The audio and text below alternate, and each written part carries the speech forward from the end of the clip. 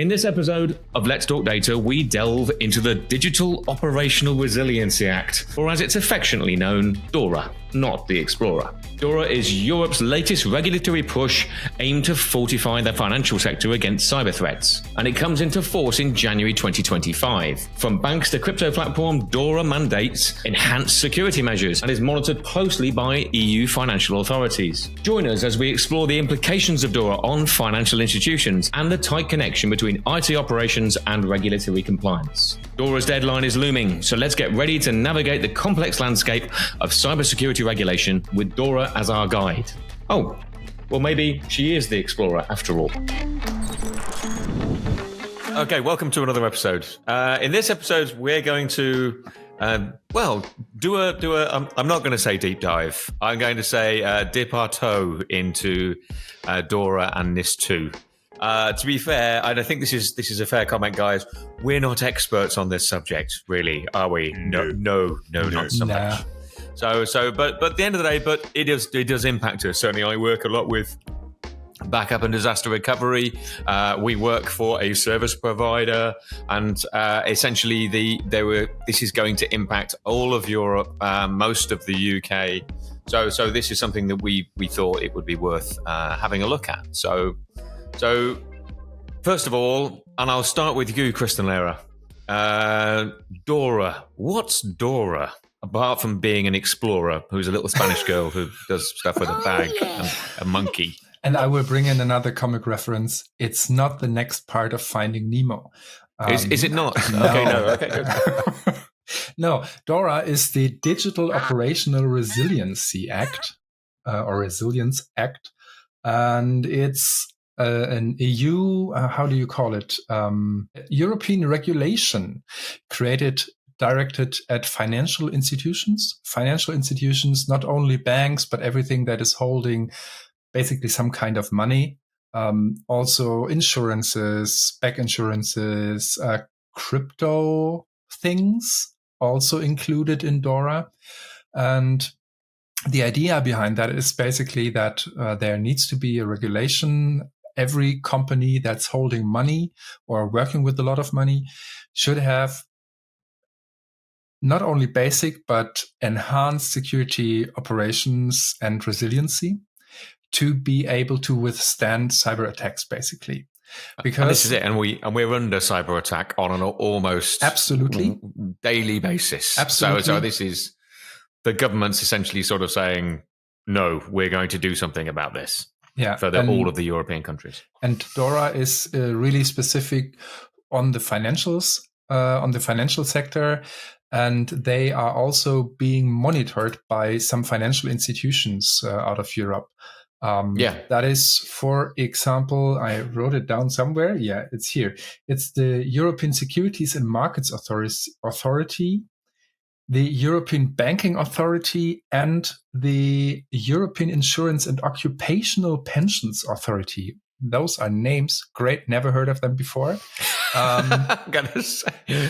Okay, good. But that, I think, is very interesting because that really shifts who's looking and monitoring if those companies are doing that.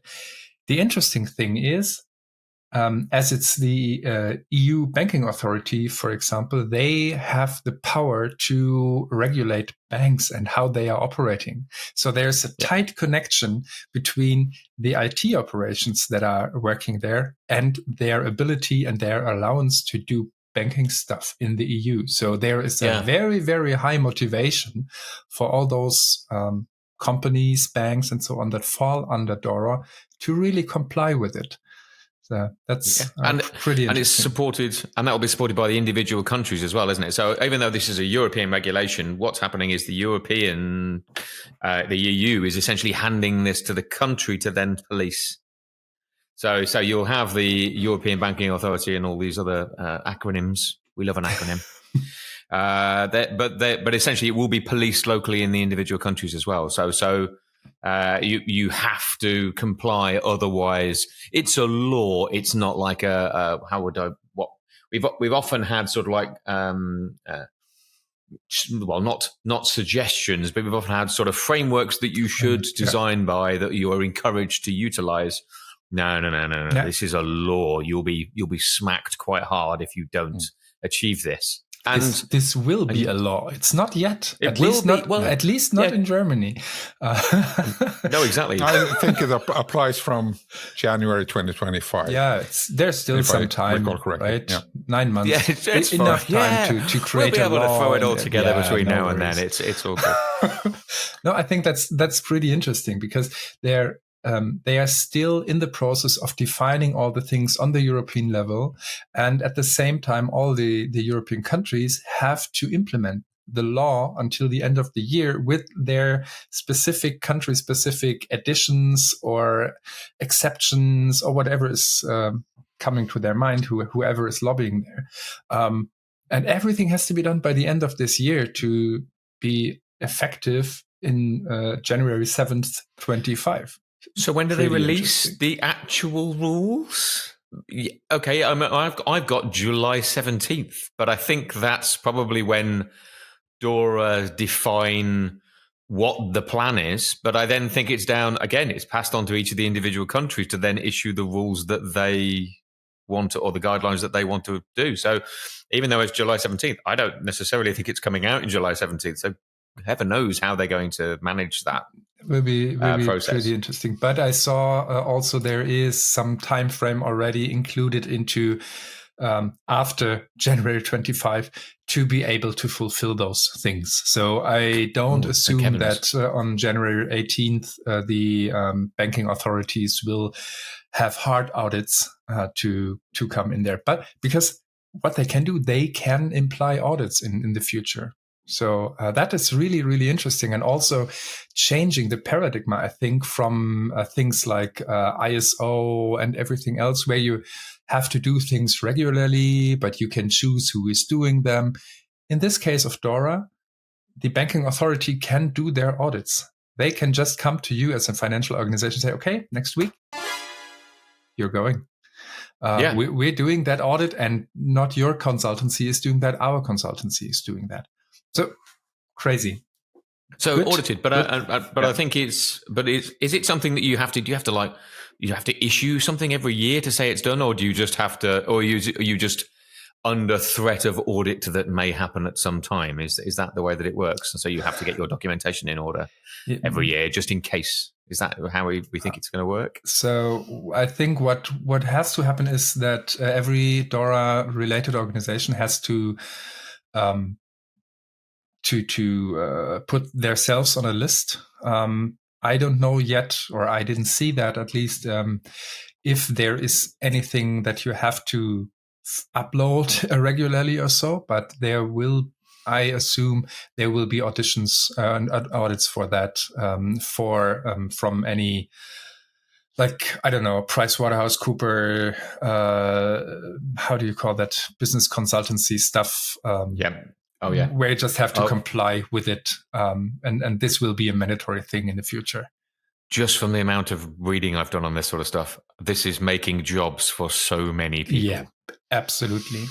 That's the same way that GDPR does. Maybe. Yeah, maybe. But I think it goes a lot further than GDPR. Yeah. Oh, it does. A lot further. Yeah. So there are 5 pillars of DORA. Do you, Bilbo Baggins, do you have that written down anywhere? No, I don't. No. Okay. So these are the 5 pillars of DORA, which are,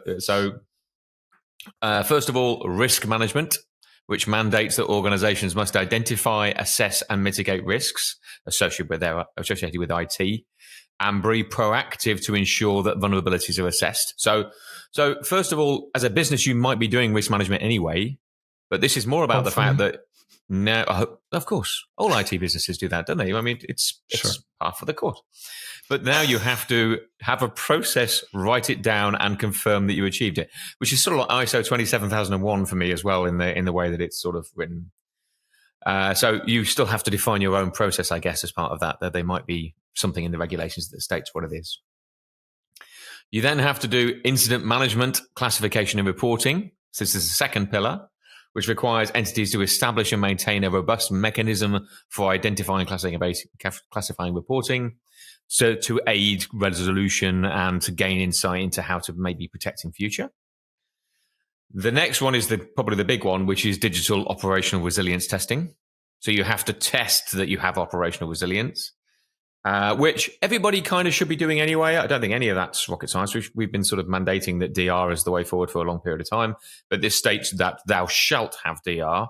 But it then goes beyond that and says that you must do testing that includes simulated cyber attacks, simulated system failures, other disruptions, and assessed how your system deals with it, and then modify your systems to be able to deal with it better. Yeah, which is it also fundamental mandates penetration testing, doesn't it? Maybe, yeah. No, I think so. It does. Yeah. And I'm not surprised because that's a big entry point these days, isn't it? Mm. Let's face it. Almost all cyber attacks are essentially don't necessarily come from phishing anymore. It used to be one of those things whereby phishing was the primary entry point. Not necessarily these days. It's normally vulnerabilities that are found within the systems, and when they gain entry. The fourth tier is ICT third-party risk management. So this states that you have to look at external entities that supply your business and expect them to provide audits and do their due diligence, or for you to do your due diligence upon them and ensure that they have stringent data resilience standards and they can provide your business in the event that they get attacked. And this is where for me it starts.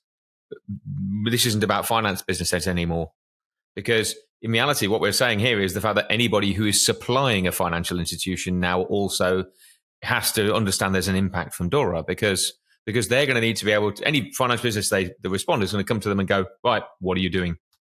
Exactly. And I need to audit you, because otherwise they won't comply with their DORA regulations. And this is certainly as a Europe-wide service provider, this is something that we're looking at with regard to making sure that we're compliant with all this sort of stuff. But that's where other businesses maybe need to go, well, actually, maybe this does impact me.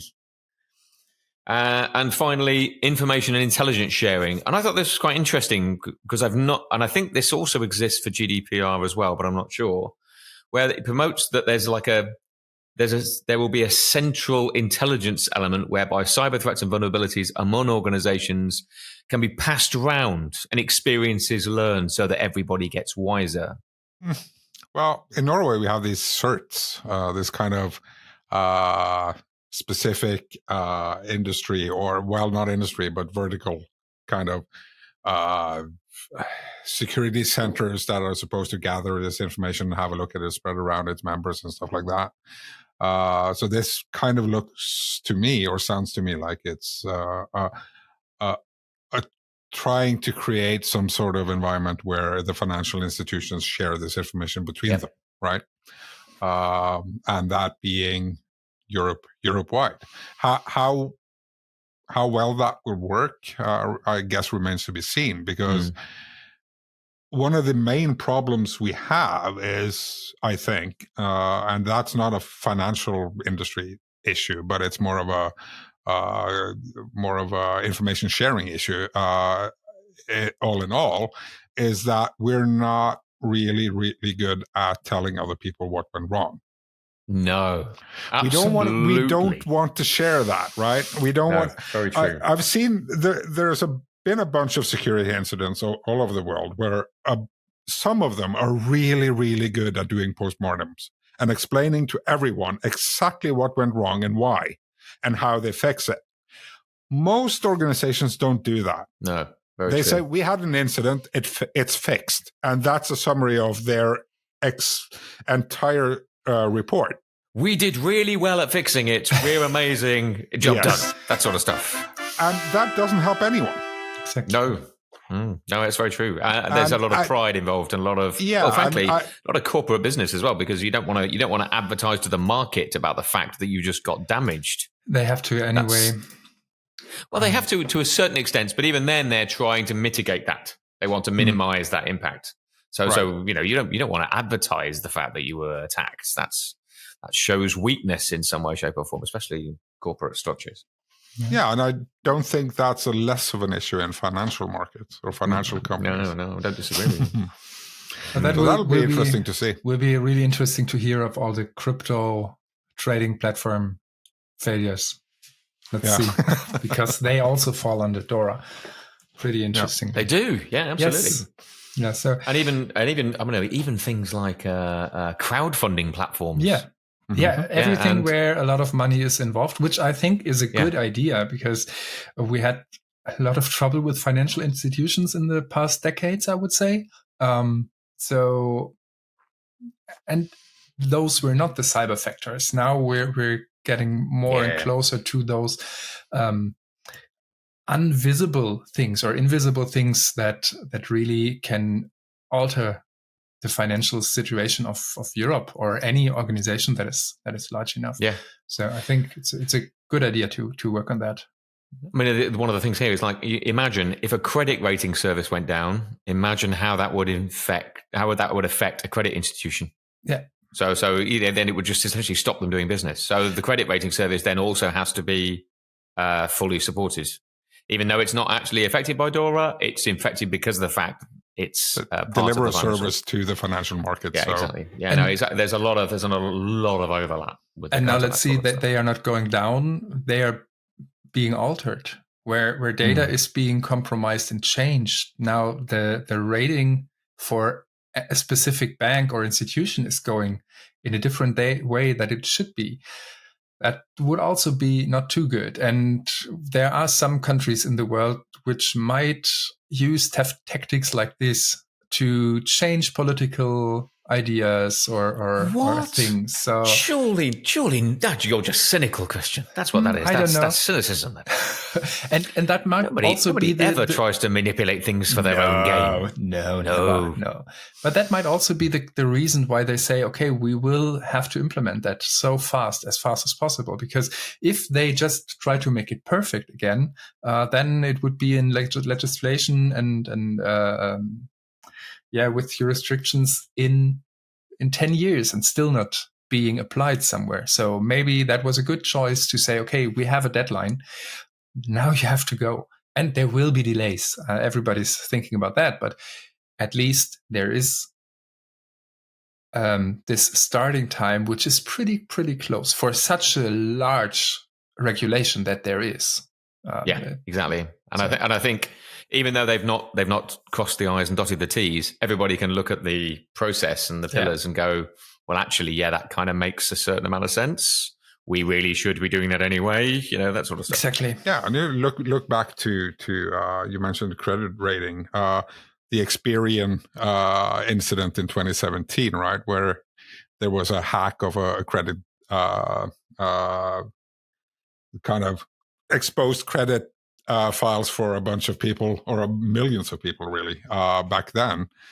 So there are real life impacts to this, and it's good to get regulation in place to ensure that, well, at least these institutions that do things on our behalf have been told how they should do things.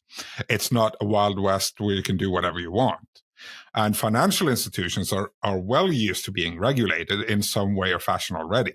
So DORA, I think, kind of plays into the regulatory things that banks and financial institutions are used to playing in. It's a field they're used to playing in, right?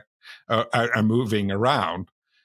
On the other hand, which we haven't talked about yet, is NIS2. No, let's go straight on to that, because it makes a certain amount of sense. Basically does the same things for a bunch of us other people who are not used to working in regulatory environments. Not like this. Oh, well, I don't know. I don't know. Is it that much different? Obviously, this is NIS2, the sequel. I mean, there was clearly NIS1 coming along, or NIS, probably as it was called at the time.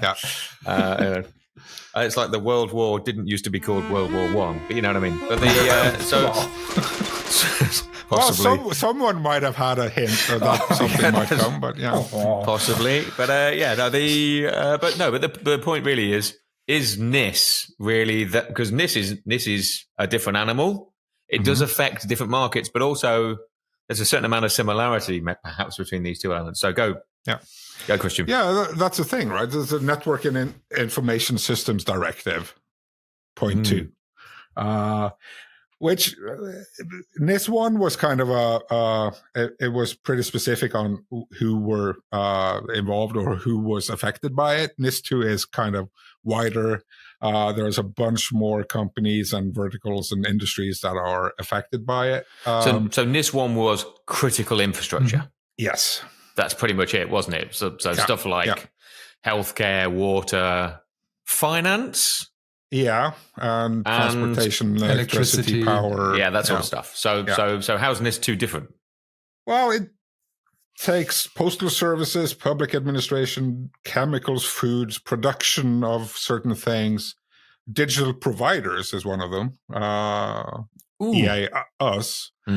And waste management and a bunch of stuff like that. So it broadens the scope of who's affected by it quite significantly. Absolutely. But also it does what DORA does, in the fact that we're not looking simply at those individual in those businesses anymore.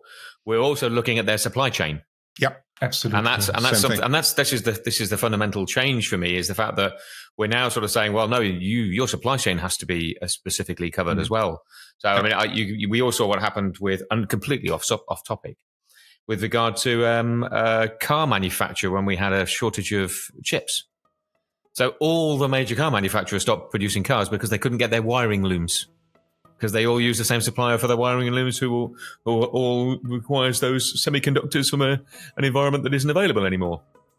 So all the major manufacturers, I know from the point of view that Germany had Volkswagen and Audi and BMW all had exactly the same issue. It's not their fault. It's just the fact that they all use this obviously very, very effective wiring loom manufacturer and that meant that people all around the world couldn't buy cars for a long period of time, or the waiting list was massive. So the supply chain thing is really coming into it these days, which maybe we haven't seen before. Yeah. And maybe just to put in a perspective on how much it broadens the number of companies that might be regulated. With CRITIS, or which is NIS 1, in Germany we call it CRITIS, it was around 2,000 companies or organizations that are critical infrastructure.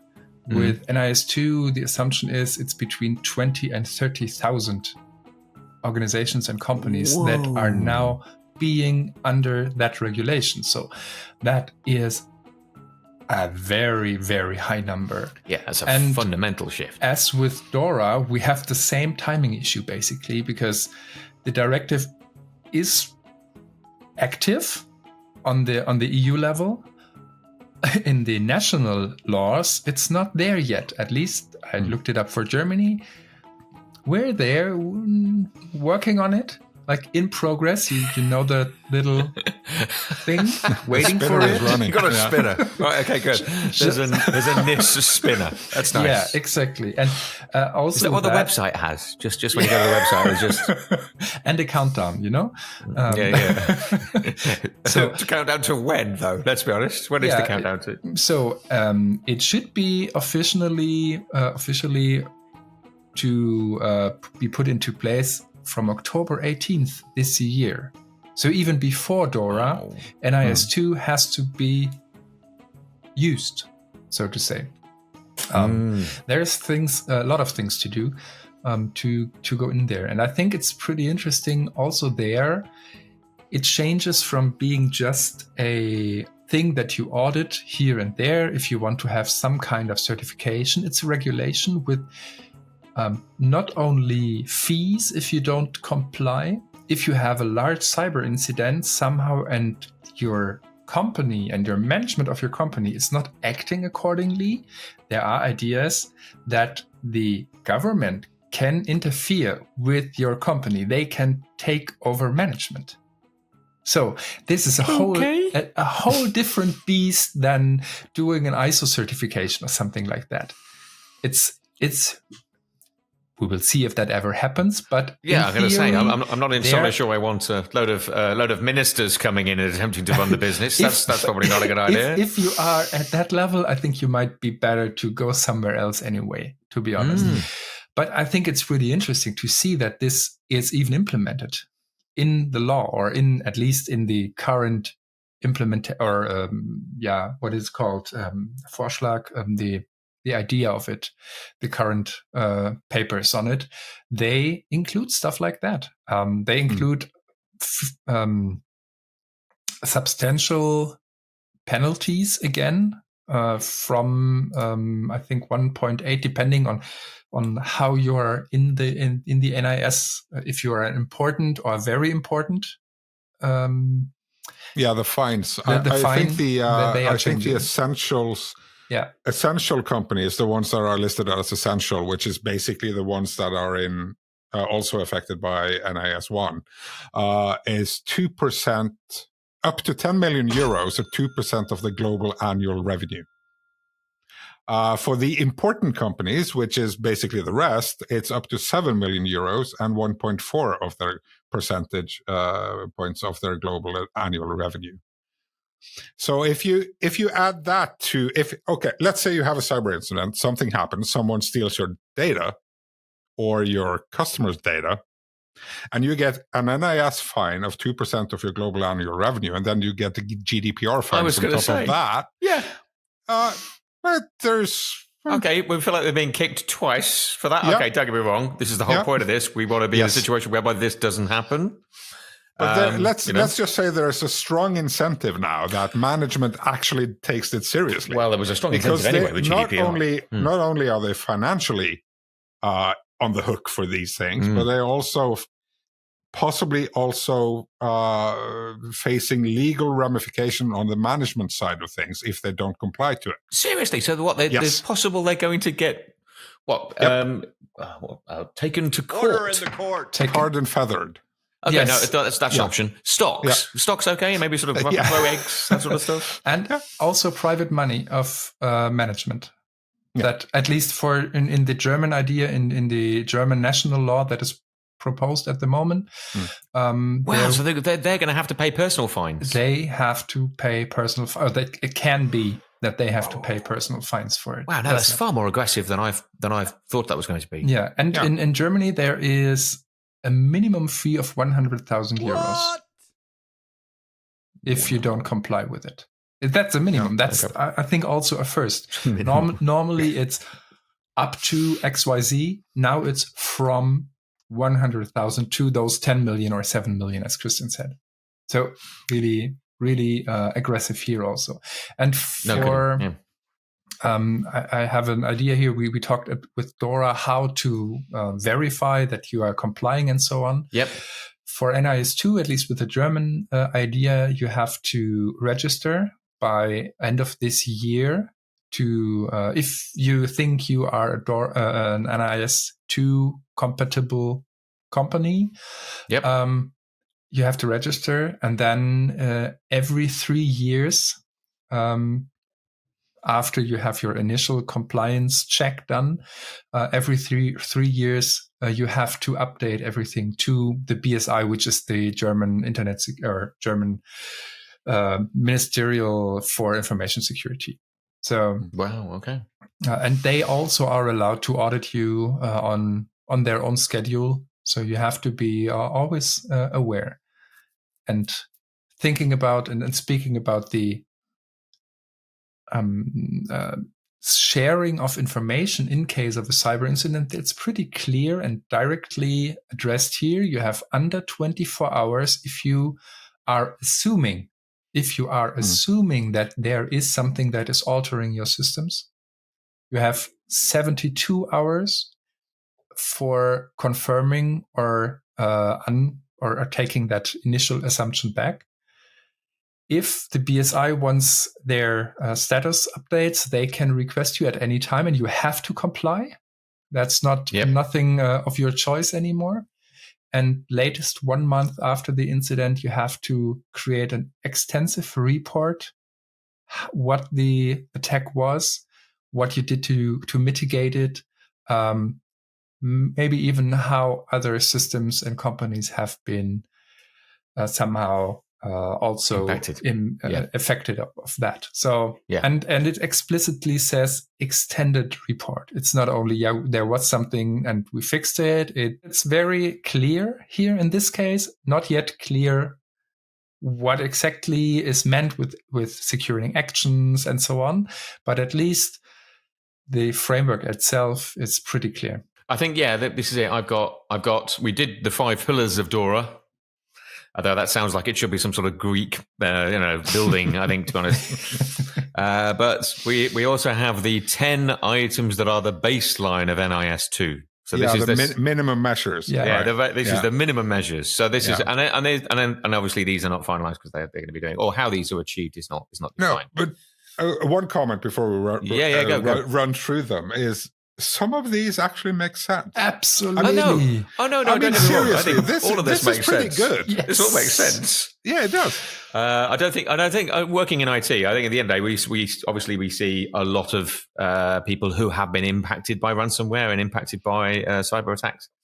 And therefore, you look at those things, and I don't know about you, but it's a shudder rather than anything. I would genuinely lose sleep, I think, if I was the person responsible for making sure that a business was completely invulnerable to cyber attack, because the fact that it's almost, there's so much negativity coming your way from a cyber attack perspective that it's very difficult to actually compete against it.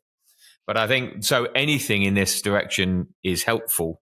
I think the challenge, as always with these things, is businesses justifying spending the money to make sure these things happen. And that's the thing. So right hopefully now, is leading us towards that. Yeah, exactly. The fines and the kind of making sure that management actually owns this. Yeah, absolutely. Personally. Oh yeah, is what is going to move this very forward, personally, right? In Germany, by the sounds of it. Yes. Yeah, exactly. So the kind of the scare tactic of you have to pay if you don't comply. Right. Your daughter's university education's out the window unless you comply. Yeah, exactly. Right. So that's something that might actually help making this thing work. Yeah. Because I agree. They are actually liable for it, right? So they can no longer justify saying, well, we're not going to spend money on multi-factor authentication, or we're not going to do disaster recovery planning. Yeah. It's not going to happen to us, so we're not going to do it. If they do that now, they might actually have to pay for it at some point. Oh, absolutely. I would rather pay for having my services and my internal IT being as secure as possible than having to pay a fine because I didn't. Yeah, exactly. I'd completely agree. Yeah, but at the end of the day, we're also, you're liable to your customers, certainly in this situation. And the whole point that most people get into business is, obviously, we all want to make a certain amount of money and make a living, but also we want to do a good job for our customers. I think that's probably fairly fundamental in the way that most people go to work. We don't just go to work just to make money. We go to work because we want to do a good job for our customers. And this is about making sure that that's better, more easy to do from the point of view that it focuses your risk assessment, I suppose. Okay, so 10 items that are the baseline of NIS2. So perform risk analysis. I don't know that. Wow. Okay, and Alexa thought that it was related to her. Okay, good. 10 items that are the baseline of NIS2. Perform risk analysis on an information system security policies. So essentially go through and do a standard risk analysis. I don't know. Do we do many risk analysis? I suppose a lot of people will with regard to the way that businesses work, but I've gone and talked to a lot of small to medium businesses, and I'm not sure risk analysis is something that they do on a weekly, monthly basis, but that'll be interesting. Second one, policies for cryptography and encryption. So we're encrypting it first before the ransomware gets there. Is that the general gist? Exactly, that's what it's meant. Yes. Yeah. But this is just going to be sending stuff across your network in an encrypted format if you can, making sure you use encryption when you're going to do your data. If you can store your data in encrypted format, great, because it means if someone steals drives, they don't get the data in a valid. Exactly. It doesn't help against a ransomware attack, because if someone encrypts your encrypted data, you won't be able to decrypt your encrypted data again. But it helps with minimizing the potential of data leakages out of your organization. Right? Absolutely. Yeah. Policies for handling and reporting vulnerabilities, and I think this is a key point from the perspective that just what you said earlier on, Christian, was the fact that businesses don't tend to advertise, and even internally, businesses don't tend to advertise. If you have a situation whereby you see a problem with the way that, I don't know, you've got your network guys, you've got your backup guys, you've got your virtualization guys, and you realize that maybe they're all on the same domain, which means that domain is a single point of attack. Well, so who do you if you report that to their respective managers, are you in some way casting shade upon them as a department? At the end of the day, there's got to be an open and honest conversation about security. Otherwise, that's not going to work. So the fourth one, security procedures for employees to access important data. And I know that, obviously as a service provider, we do this all the time. It's very strict about the way that data is usernames, passwords, and everything else on those lines are utilized. But a lot of businesses, once you're inside the network, well, you're inside the network, therefore you don't have a problem getting hold of important information inside the network. So, and the next one follows on from that, which is multi-factor authentication and continuous authentication solutions. Anybody know what a continuous authentication solution is? That a camera that's looking at my face all the time I'm working on my computer? What's a continuous authentication solution? It might be something like, don't let your Kerberos ticket run for 30 days, something like that. But yeah, we'll have to see what that exactly means. I assume regularly re-authenticating in any way, shape, or form. Yeah, I know. I think that's very sensible. Multi-factor authentication these days has been around for years and should be the default for anything related to administration. More, ideally, or anything. Really, yeah. Or anything. But this is one example of one of the things I actually kind of like about this, because it's specific enough to actually tell someone what they should do. It's not something like you need to have policies and procedures and then it stops. Yeah. It doesn't tell you what you need. This one, use multi-factor authentication. Perfect. Great. That's a good example. It doesn't dictate which solution. It doesn't tell you how you should use it. Yep. But it says, by utilizing this, you're covering one of the minimums. Yeah. That's really, really good. That's specific enough to be well perceived. Yeah, exactly. Well, exactly. And the businesses know where to go. Okay, fine. I need to investigate how I can get multi-factor authentication inside my environment. Yes. So that's number 5. So number 6, policies for evaluating the effect of security measures. And again, I think this is an important one as well, because generally speaking, all businesses tend to, they've tended to work for years on the basis of what is easier, not what is more secure. Because making stuff secure tended to be a blocker to making stuff efficient. So actually, this is where evaluating security measures is probably a very good thing, because essentially you can define a balance between those points. But we do need to be in an environment these days whereby security is the primary driver, not necessarily efficiency. I should move away from security, putting the no in innovation. Yeah. No, no innovation. No, innovation's still good. But the point is, if you have to log into a machine twice to do your job, you log into the machine twice. You don't put both machines on the same domain inside the same. Yeah, that sort of stuff. I know. The thing is, it's been kind of a saying that security is what puts the no in innovation. Oh, right? I see. I know this. Yeah. So moving away from that by actually evaluating what security is, a good security measure for that specific service or that specific thing, that's a good thing. And then by doing that, you will kind of probably move away from security being seen as a blocker and more as an enabler of actually getting valid data. And that's a good thing. Absolutely. No, I agree. Next one, protocols for handling security incidents. And again, this is about just taking a more structured approach to how you deal with challenges as they arise. And that then gives you a structured method by which you actually deal with those in the future, and you can learn from them and you can move them forward. And the next one is one of the major ones for me: provide cybersecurity training internally.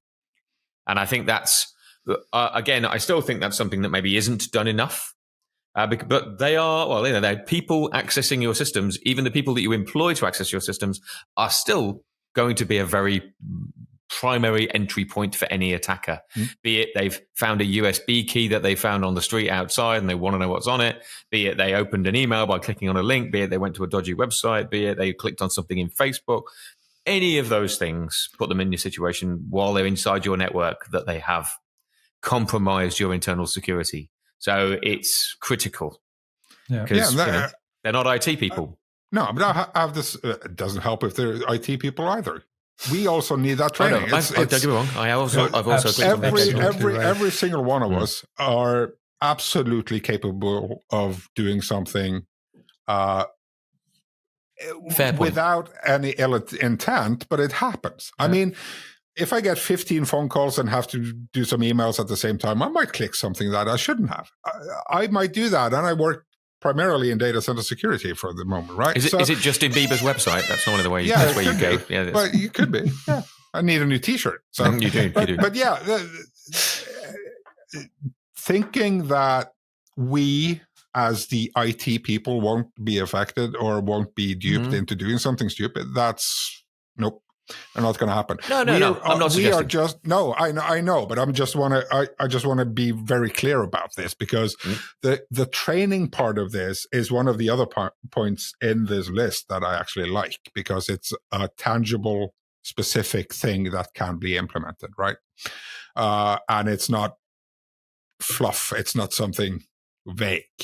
It's something you actually need to do, and it affects all of us. I mean, we had, I think it was the MGM resort breach in Las Vegas last year, where someone called the help desk for MGM and impersonated an employee that they found on LinkedIn and got someone to reset the password for that administrator due to that, and they could log in, right?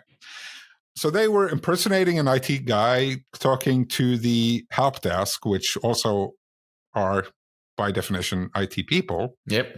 And everyone got fooled by it, right? So basic social engineering will work on me, it will work on Christian, it will work on Tony. Yeah, that's right. It happens. So you have to mitigate what can happen in the event that the social engineering attack actually works. And it probably will. And training is one of those things that might actually help. Yeah, no, agreed. And I'm antisocial, so I don't succumb to social engineering. I only succumb to antisocial engineering. Antisocial engineering. Yeah, that's a new one. So moving on. So the last two. So plan and manage business operations during and after a security incident. Now, for me here, this is a big overlap with DORA. Yep. Because DORA more or less says exactly the same thing. DORA maybe goes a little bit more focused on disaster recovery side of things, but they both talk about managing business operations during and after security incidents. Yeah. So there's going to be a bit of overlap. During is basically how do you ensure access when it happens. Yep. Which is disaster recovery. So, which is disaster recovery. So during is doing some heavy lifting in that sentence, right? Because that's actually what tells you that you have to do disaster recovery. So I suppose to a certain extent, if you comply with DORA, you also comply with that element of this section. So I think you have to accept there's going to be an overlap with regard to those things. You agree, Christian? There's an exception for NIS2 if you are complying to the financial regulations. So if you are DORA certified, you don't have to comply with NIS. That's at least what I read, because you're doing the same thing or even more, because so you don't have to be certified here and there. DORA is okay for NIS. If you're DORA certified, you can check those off because that's at a higher level anyway. I agree, but I don't necessarily. The way I see NIS2 is NIS2 looks more verbose than DORA does, but maybe not. When it finally comes out, it will be a less level of legal requirements. I think the difference here is the who is auditing thing. And for all the financial institutions, there is also the oversight already from the EU organizations for NIS regulated things. There's more or less the oversight of the national institutions. So that might be the difference here, because otherwise you would have this situation that an EU body basically is auditing things that the national body is also doing, and that they might interfere. So maybe that's also some kind of politics in here. Maybe, yeah. Okay, final one. So that was number 9. Number 10 is, and we're back to the same thing again here, security around supply chain. Assess your overall supplier security. So again, and this is where even though you may not be in Europe and you may not be sort of therefore directly subject to NIS2, as it's a European regulation, even countries outside of Europe, such as the UK, such as American companies, do need to pay attention to this sort of stuff, because any business that they're selling to will be coming to them and saying, right, what are you doing? And I think this is why this is going to impact everybody. Yeah. And again, this focus on the supply chain as well, which is quite interesting. So hypothetical, which might not be, but yeah. TikTok is basically building a data center in Norway right now. Okay. We're not in the EU, but we're pretty quick at adopting all regulations anyway through the EEC. In that case, I don't know the answer to this, but if ByteDance, who owns TikTok, is Chinese owned but delivers services from a Norwegian data center to the EU, does that mean that the Chinese has to be NIS2 compliant? I wouldn't have thought so, from the point of view that the services that they're delivering are not to one of the primary providers. So they're not delivering a service to critical water, energy, healthcare, finance. Oh, yeah. Okay. They're delivering services to individuals. Yeah. Okay.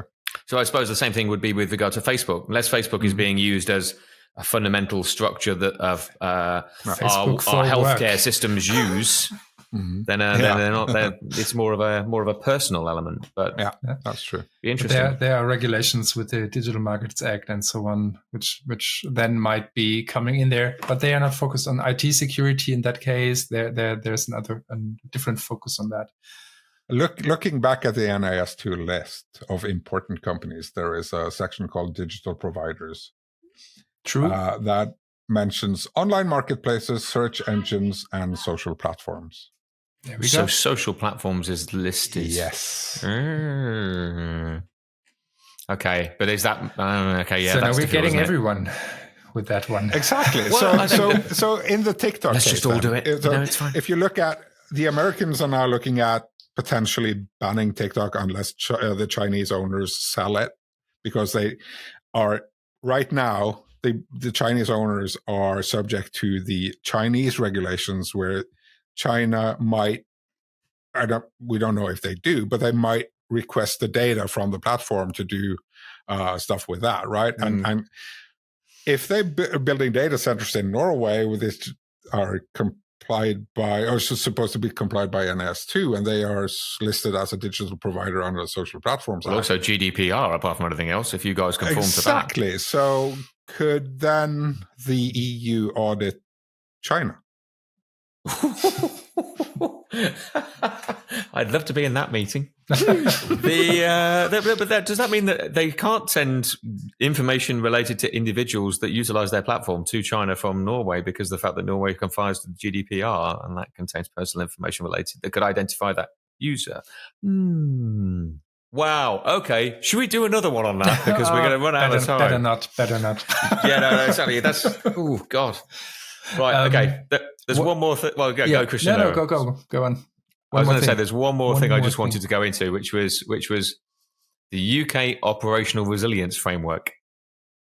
So UK is not actually part of the EU. Let's not talk about that. We don't talk about it anymore. It's fine. But because of that, we have our own Financial Conduct Authority and what have you. So the Financial Conduct Authority and the Prudential Regulation Authority have got together, and they've built what essentially is DORA for the UK, which is UK Operational Resilience Framework. So if you are a bank, building society, investment firm, insurer, recognised investment exchange, etc. Within the UK, you still have to have this operational resilience framework, which is not quite all 5 pillars of DORA, but it's more related to operational resilience. So I think the key element there is that even though we're not first of all, most financial institutions in the UK, if they are selling to or in business also within Europe, they're doing DORA. Exactly. Because DORA is a superset of the ORF. Although I want to call it ORF, but that sounds a bit more like a sort of weird robot box sitting in a science fiction story. But if they aren't selling and they're only selling into the UK, they still need to have ORF. So there is protection with regard to that within the UK also that is separate. I don't know whether that exists in other countries, so I don't know whether Norway are doing that. If you're not in the EU, we're basically doing whatever the EU is doing anyway. So yeah, which is sensible, I guess. But yeah, I think they. I don't know. It would make sense to have one framework across. Don't say Europe. Don't say Europe. No, it's several countries. Don't say the EU. Don't say that. We're not there anymore. It's fine. We just left. Oh man! To be honest, we there was a drawbridge. We just took it across the channel and just sort of left it. That's bad day. Christian, your thoughts with regard to DORA and NIS? I think both things are a good thing. It's interesting that they are acting so fast. That's a new thing, I think. But all those topics that are in there should be done by any company anyways. So now we have a way of putting pressure on those topics.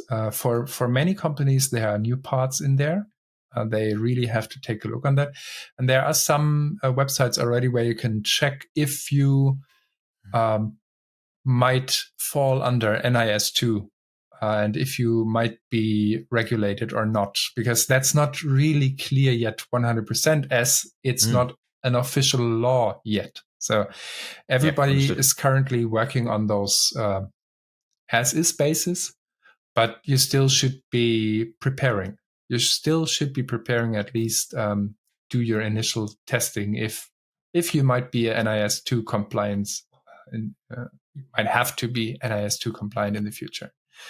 So go on there, do that stuff. And even if you not have to comply with it, do the stuff anyway, because it will help you ensure your business going on in the future. This is the message we're going out with regard to cybersecurity with, isn't it? Let's face it, as a business, we go out and talk about cybersecurity on a daily basis, and this is exactly the message we go out with generally.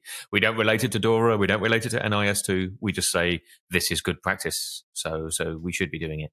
And to you, Bilbo Baggins.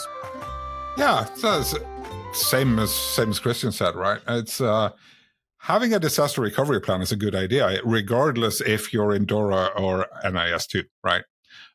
Doing internal cybersecurity training is still a good idea, regardless of what laws and regulations are there. But the thing is, now that these are getting into laws and regulations, you have to adhere to them. So why not? I mean, it is good practice. It's a good idea. I like the NIS2 specific things, like I mentioned, because they're specific enough to actually tell people what to do. Often laws and regulations and stuff like that are fluffy, open for interpretation. You don't know right where to begin.